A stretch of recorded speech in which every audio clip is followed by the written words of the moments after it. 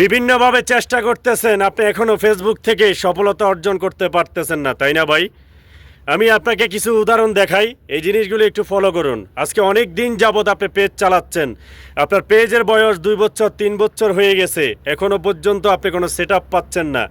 প্রিয় ভাই, আপনি সর্বপ্রথম আপনার ক্যাটাগরিটা একটু দেখবেন। আপনার ক্যাটাগরিটার অনুসারে যদি আপনার ভিডিওগুলি যদি না হয়, অবশ্যই ক্যাটাগরিটা পরিবর্তন করবেন, 1 নাম্বার।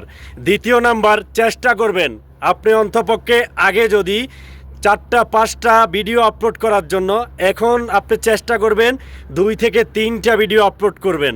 তবে ভিডিওগুলি অবশ্যই মানসম্মত যেন হয়। যদি ভিডিও ভালো না হয়, তাহলে ভিডিও আপলোড করার দরকার নাই। আপনার একটা ভিডিও থেকে আপনার কিন্তু রিচটা ডাউন হয়ে যেতে পারে, এটা একটু মাথায় রাখবেন। আপনার রিচ ভালো রাখার জন্য অবশ্যই আপনার ভিডিওর মানটা যেন ভালো থাকে। আমরা অনেকে ভিডিও আপলোড করি যে এখন কি ভিডিও আপলোড করব, ভিডিওটা তো আমার নাই, তাই না ভাই?